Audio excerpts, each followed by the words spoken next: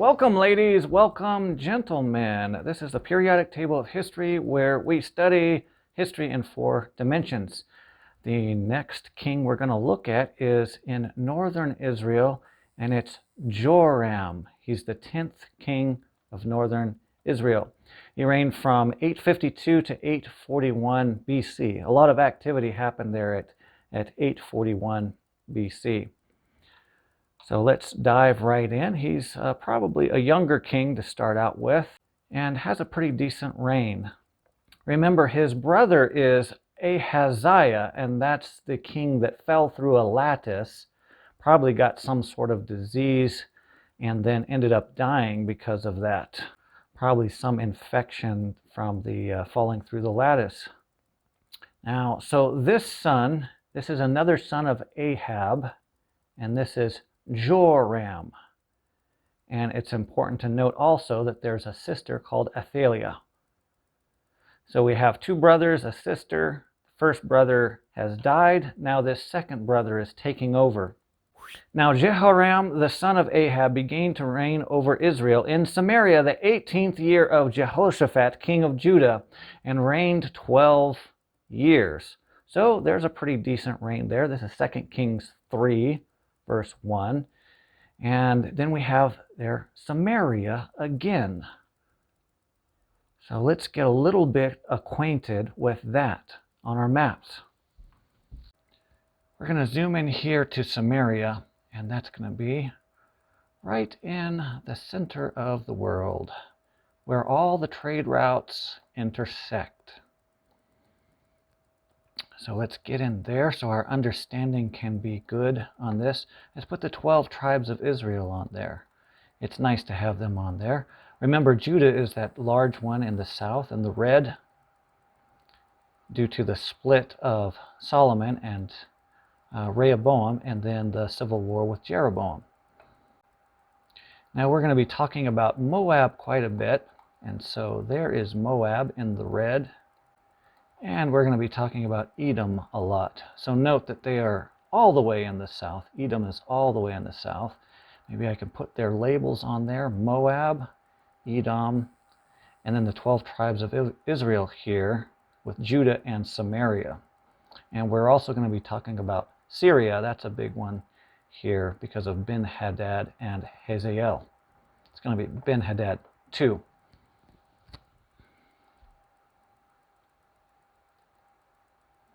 We'll center that just a little better on there, and now we can understand what is happening. But our main focus happens to be, or Moab here in red, then Edom in yellow, and then Syria in purple in the north. When we lock them down in time, we're getting down into the 850s and 840s BC. So here is our periodic table of history. We're going to zoom into Israel. Let's do that now. There is Israel on the left, those kings. Each one of those boxes is a king. And then on the right, each one of these boxes is a king of Judah. This one gets a little bit complex because of the naming of Joram. But remember, we just talked about Ahab, and then Ahaziah is one son who has died now. He fell through the ladder, or fell through the lattice in the roof. Probably got gangrene or something and ended up dying. So we move over to 2 Kings 3, verse 2 and 3. And he wrought evil in the sight of the Lord, but not like his father, and like his mother. For he put away the image of Baal that his father had made. Nevertheless, he cleaved unto the sins of Jeroboam the son of Nebat, which made Israel to sin. He departed not therefrom.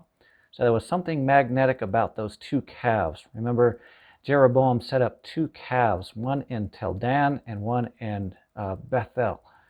And he told Israel, northern kingdoms, to worship there, and those are the gods that brought them out of Egypt.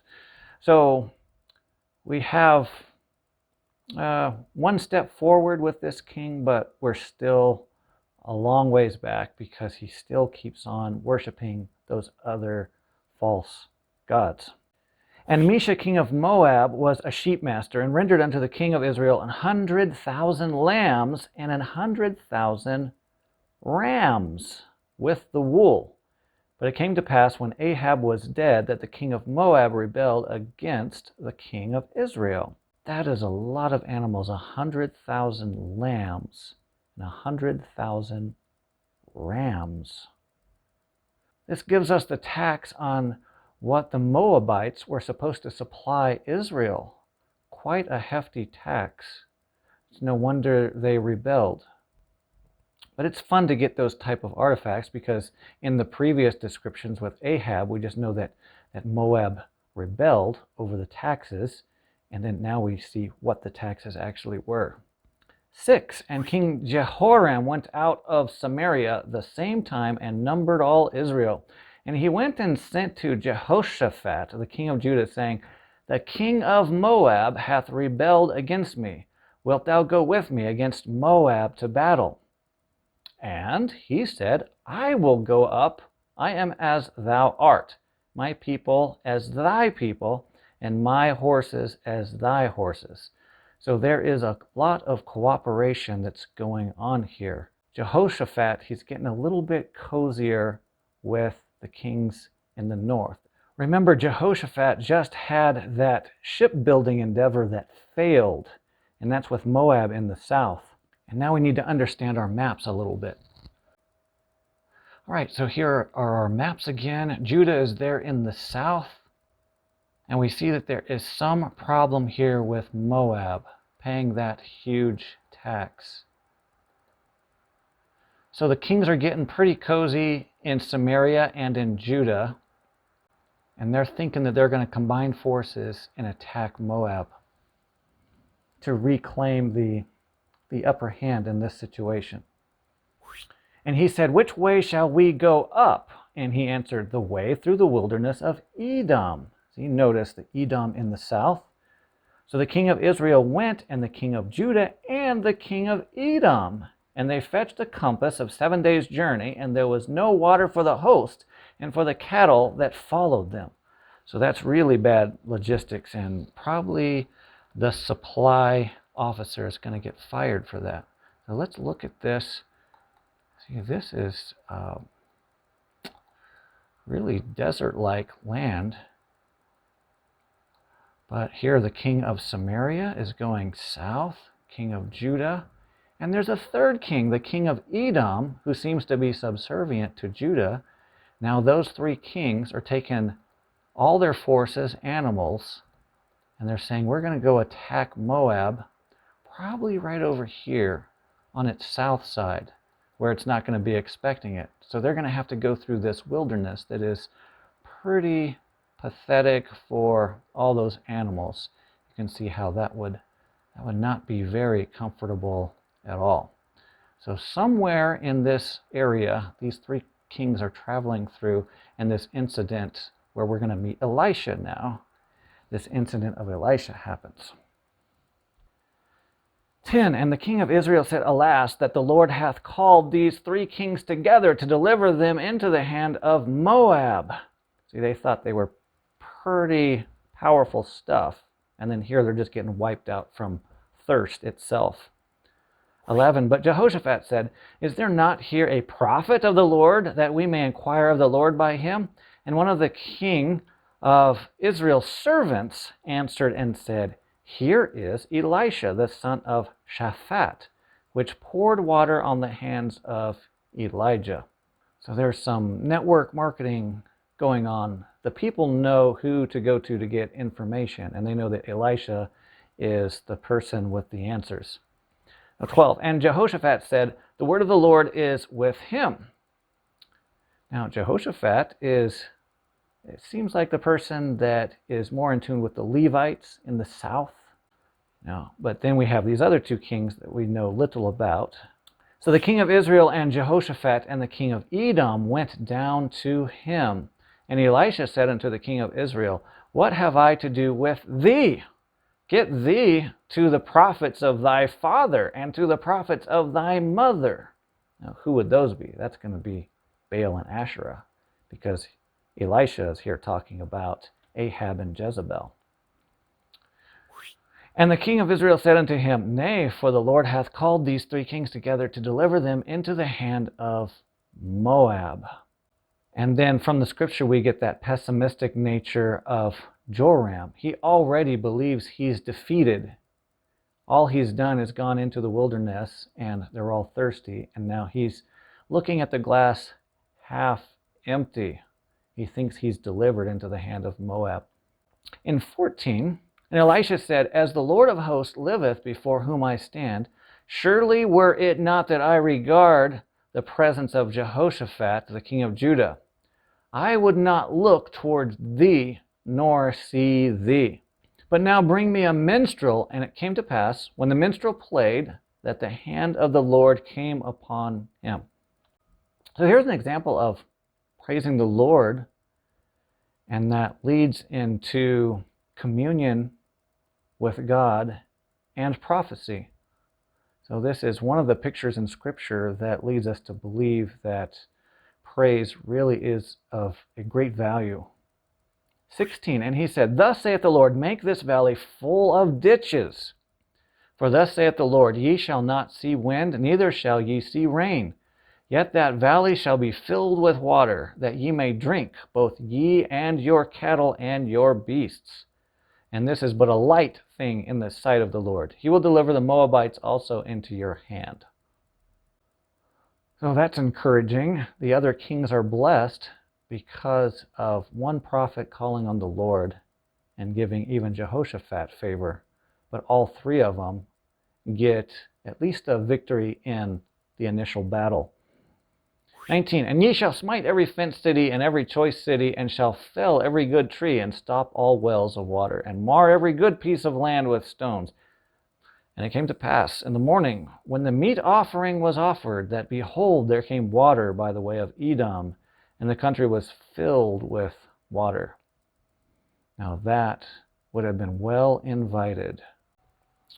So you have 2 actions that are prophesied to happen. One is the water, and one is winning in battle.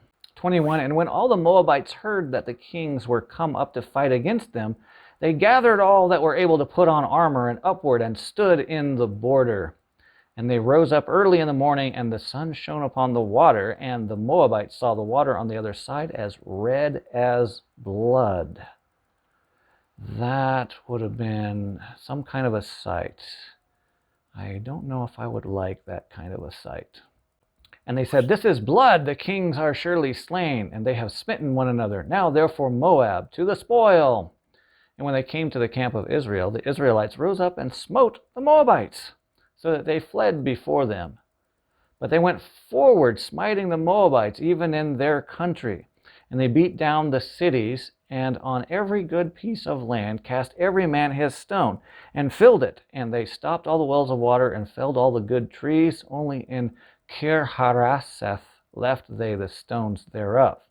Howbeit the slingers went about and smote it.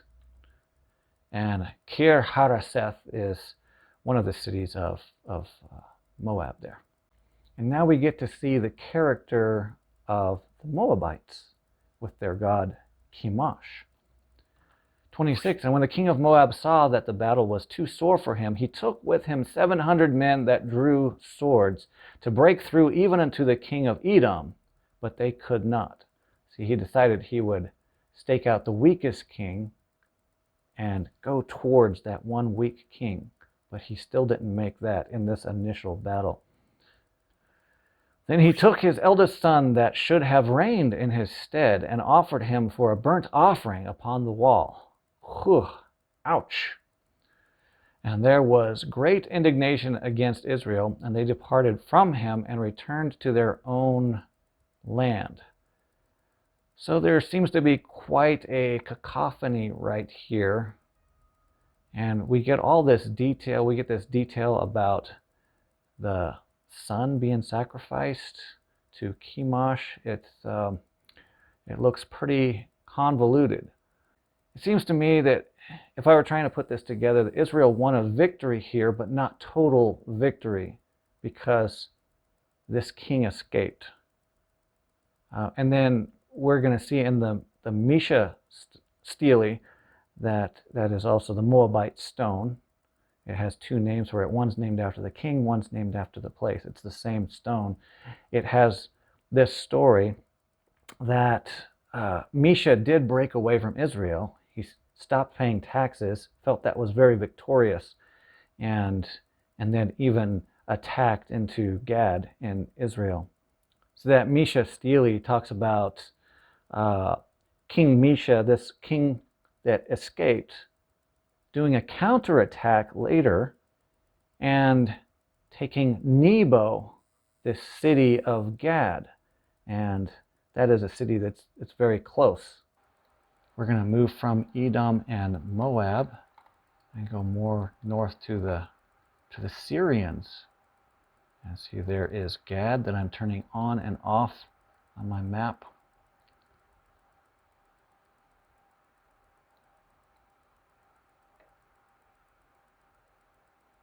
Oh, also, that city that was mentioned, it's Kir Hareseth.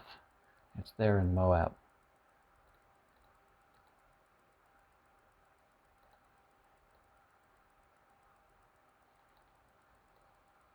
But we move our attention to Syria now. 8. Then the king of Syria, that's going to be Ben-Hadad II, warred against Israel and took counsel with his servants, saying, in such and such a place shall be my camp. And the man of God sent unto the king of Israel, saying, beware that thou pass not such a place, for thither the Syrians are come down. 10. And the king of Israel sent to the place which the man of God told him, and warned him of, and saved himself there, not once nor twice. Therefore the heart of the king of Syria was sore troubled for this thing, and he called his servants and said unto them, will ye not show me which of us is for the king of Israel? And one of his servants said, none, my lord, O king, but Elisha the prophet that is in Israel telleth the king of Israel the words that thou speakest in thy bedchamber.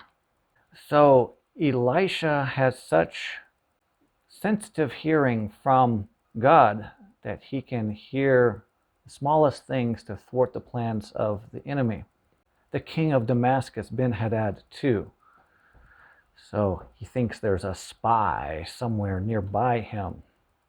24. And it came to pass after this that Ben-Hadad, king of Syria, gathered all his host and went up and besieged Samaria. Okay, this story is pretty gross, pretty graphic, I think.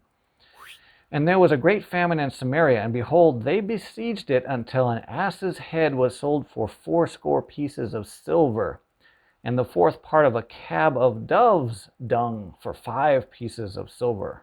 Wow. Well, in American markets, you wouldn't see a donkey's head. But when I was living in China, you could actually see these markets go by, and they would have the heads of pigs and horses and cows and all sorts of things. Yeah, so that would be a normal thing in places other than America. But here this siege is getting so bad that they're selling the smallest of little things for a lot of money. So you could say this is inflationary, an inflationary period. Being besieged is really hard on the culture. And here's a really gross story. Josephus talks about this too when he's in Galilee, and then talking about the Roman attack on Galilee and then the temple there. But this is comparable. 26. And as the king of Israel was passing by upon the wall, there cried a woman unto him, saying, help, my lord, O king. And he said, if the Lord do not help thee, whence shall I help thee? Out of the barn floor, or out of the winepress? And the king said unto her, what aileth thee? And she answered, this woman said unto me, give thy son, that we may eat him today, and we will eat my son tomorrow. So we boiled my son, and did eat him. And I said unto her on the next day, give thy son, that we may eat him. And she hath hid her son. See, so I warned you, some more rated R stuff in the Bible right there. Whew. 2 Kings 6, 26 to 29. 30, and it came to pass, when the king heard these words of the woman, that he rent his clothes, and he passed by upon the wall. And the people looked, and behold, he had sackcloth within upon his flesh. So that made the king pretty angry with the situation. Now, he didn't take the anger out on the king of Syria, Ben-Hadad too. He took his anger out on Elisha, the guy that was speaking the truth. And isn't that just how it is? Speaking truth to power when the powerful don't want to stop from their wicked ways. That is misplaced aggression. 32 and 33, Elisha wasn't really interested in all the stuff the king was talking about or his messengers or anything. They didn't really heed him very much. You can see here there wasn't very much respect for the king. Elisha's there, the elders are there, and they just say, yeah, who cares? The king's messenger is coming. Close the door. But we do get this really good prophecy about verse 1, 2 Kings 7, verse 1.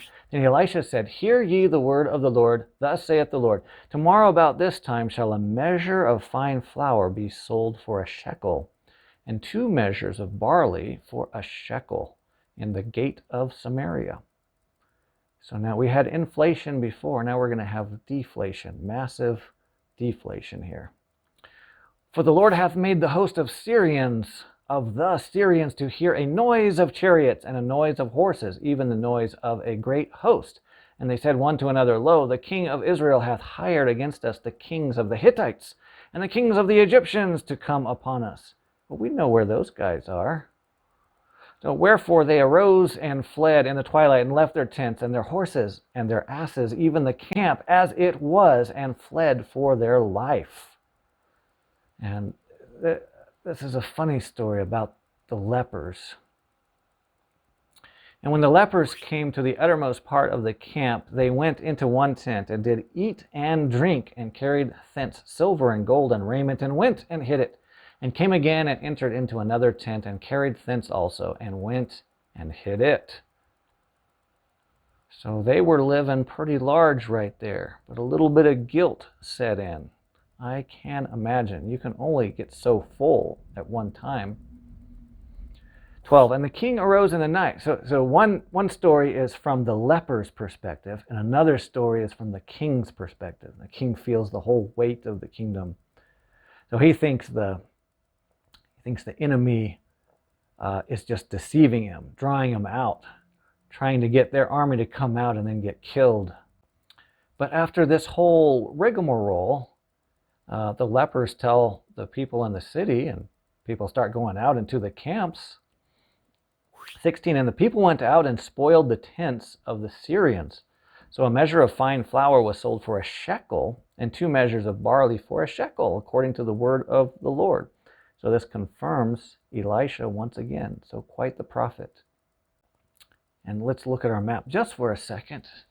And what we'll do is look at the Egyptians and the Hittites. Remember, the Hittites are up here in Turkey, and they spent a lot of time, one or the other, Hittites hitting down and the Egyptians hitting up. So anyone that's here in the Levant is always getting attacked. I mean, they're just constantly waiting for something to happen. So it makes sense that up here in Damascus, they're just waiting to get hit from the Hittites. They hear the sound of the chariots, and then they are scared